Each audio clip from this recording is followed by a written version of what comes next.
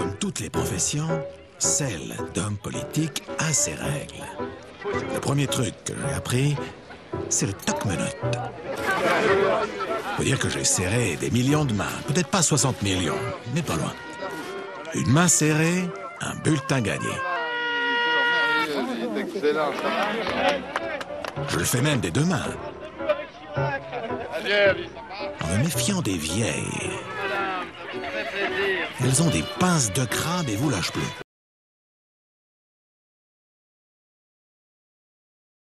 Le deuxième truc, c'est de répéter toujours la même chose à tout le monde, pour que chacun garde un petit souvenir personnalisé et s'en souvienne le jour de l'élection. Ça va?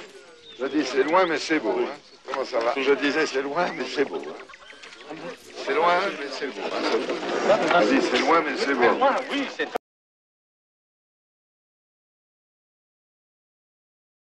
Le troisième truc, c'est de se mettre les journalistes dans la fouille pour qu'ils parlent de moi. C'est ce qu'ils font tous les jours depuis 67, l'année de ma première DS. Jacques Chirac, ce phénomène insaisissable de la vie politique, l'homme que l'on croit toujours à contre-courant et qui en fait travaille sabre au clair, enlevant toutes les adhésions à la hussarde, l'homme que les gaullistes sifflaient en mai 74 quand ils soutenaient Valéry Giscard d'Estaing et non pas Jacques Chaban-Delmas, ce même Jacques Chaban-Delmas étant aujourd'hui contraint à l'abstention. Les journalistes, je les aime bien, surtout les blondes. Un voyage par-ci, une blague par-là, un clin d'œil, un appart. Tu les rinces un peu et hop, tous derrière et moi devant, comme le petit cheval blanc. Ah, il est excellent. Ah, il est tout à fait remarquable. C'est un Chirot de 73. Excellent. Excellent. Et ça fait plaisir parce que vous buvez comme un gars. Nous allons passer un peu à tous ces journalistes. C'est mon chef. À la vôtre.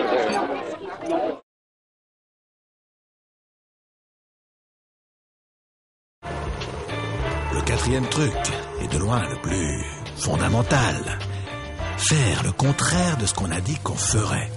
Alors là, je suis imbattable. Un homme politique, Monsieur le Roi, ne démissionne pas. Je viens de remettre la démission de mon gouvernement au président de la République.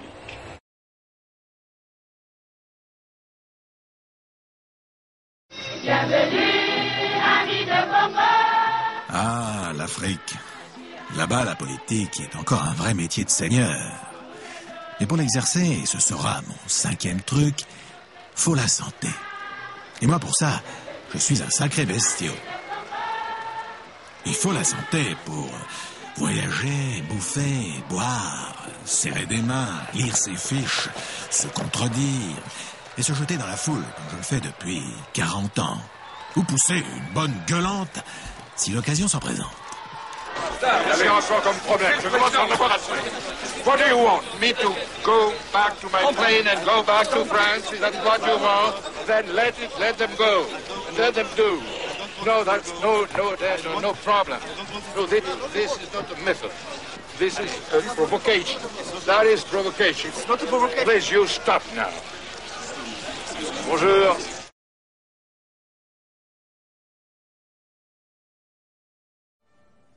On ne peut pas avoir où il n'y a pas de place pour deux crocodiles mâles dans le même marigot.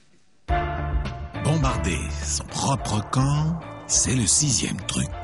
C'est comme ces gens foutres de rénovateurs. Ah, rien que de voir leur gueule, j'ai envie de gerber. Les petits cochons. Ils voulaient ma place. Mais malheureusement, des juges sont intéressés à certains d'entre eux de près. Qui puis-je?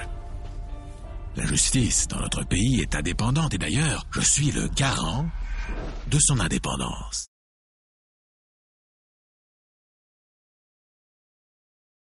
Allez, encore un truc du parfait politique. Le septième, je pense. La tâche régionale. C'est très important, ça. Les racines campagnardes, les pieds dans la glaise, la terre qui ne ment pas. La classique posture barésienne. Moi, j'avais choisi la Corrèze, comme Mitterrand le Nivernais. Enfant, j'y ai passé 3 ou 4 étés maximum. Adulte, je suis devenu ambassadeur mondial de la Corrèze. J'ai bien été obligé d'en bouffer tous les week-ends. Voyage interminable, les trains qui sentent l'œuf dur, les petites qui sont chiantes. Tout ça pour faire la tournée des Pecnos. À force, je connaissais chacune de leurs brebis par son petit nom. Bon, alors quand est-ce que tu le fais, ce prochain message? Eh bien, la prochaine fois, oui. Mais encore. Dans 15 jours, peut-être 3 semaines, un mois. Ah, Bon. ils sont quand même un peu plus Ils sont gras. en poids, là, ils sont en Oui. poids. Non, pas trop, ils sont pas trop petits.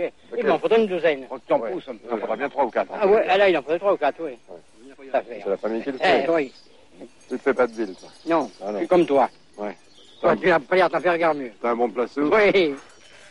Ah, ça oui, j'étais un bon placeau. J'avais tellement de pognon qu'ils savaient plus quoi me demander.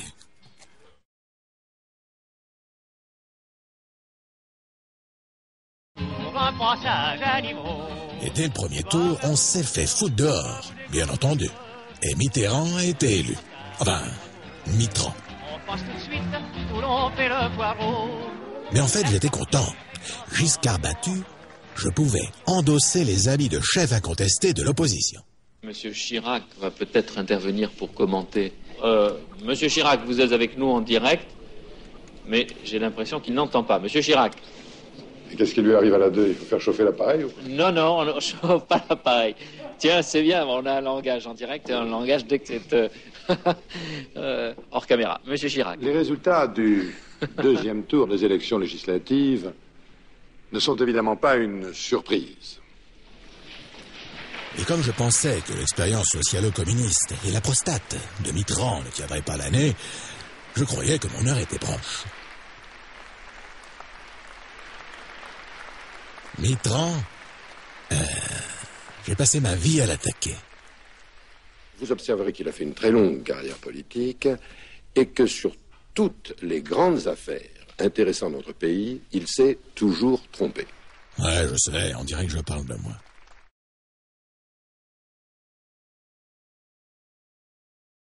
Jospin, il est sinistre, c'est sûr. Mais c'est pas un casse-couille, comme l'autre, là, le roquet qui va chercher ses croissants en pantoufles. Et de cesser d'intervenir incessamment, un peu comme le roquet, n'est-ce pas? Écoutez, je n'ai pas parlé au Premier ministre de la France. Non, je parle à M. M. Fabius, représentant du Parti Socialiste. Mais non. Cessez Qu'est-ce que c'est que ce comportement? Écoutez, M. Fabius, cessez de m'interrompre indéfiniment, vous saurez comme ça quelles sont mes questions. Ah, les débats. C'est ma came. Faut dire que j'ai commencé en couche-culotte. Et pas face à des Playmobil socialos, mais contre du marxiste pur porc. Du vrai. On vous présente comme un jeune loup, Mais il est dû vous avez également. vraiment du retard, monsieur Chirac. Vous raisonnez comme il y a 40 ans. Entendre ça, Comme il y a 40 ans. entendre ça de la bouche d'un léniniste, je trouve que ça ne manque pas de ça. Comme il y a 40 ans. L'homme au couteau entre les dents.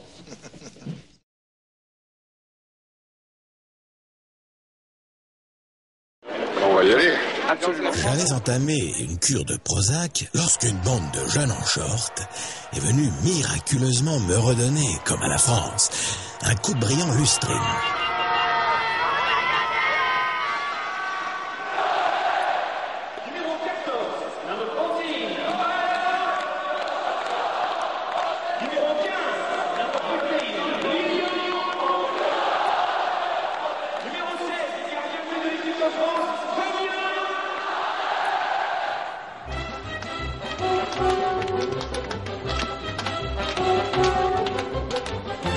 Panem et circenses.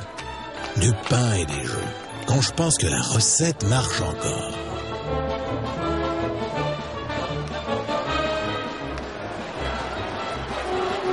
Je leur fais un cadeau, le plus beau cadeau qu'ils puissent rêver, l'équipe de France.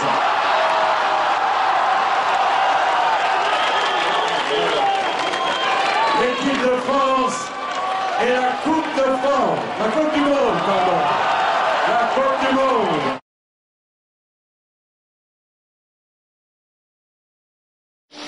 Jacques Chirac, 52% des suffrages exprimés aujourd'hui. Le nouveau président de la République est donc M. Jacques Chirac, élu avec 52% des voix. Extraordinaire. Madame Villois. Le dynamisme a gagné. Extraordinaire. La France pour tous a gagné. Voilà. Vive Chirac. Bravo. Quel est votre sentiment, madame? Tellement heureux, tellement battu pour ça.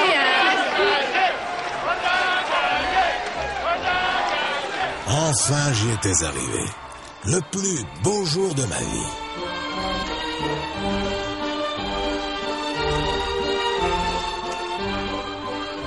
Ah, c'est déjà loin. Je serai le président de tous les Français.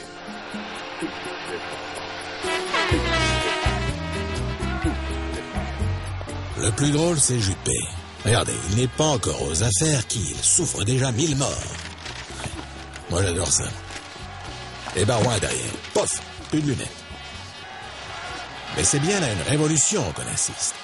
Sauf que de passer à la muette, les carrés Hermès ont remplacé les bonnets phrygiens.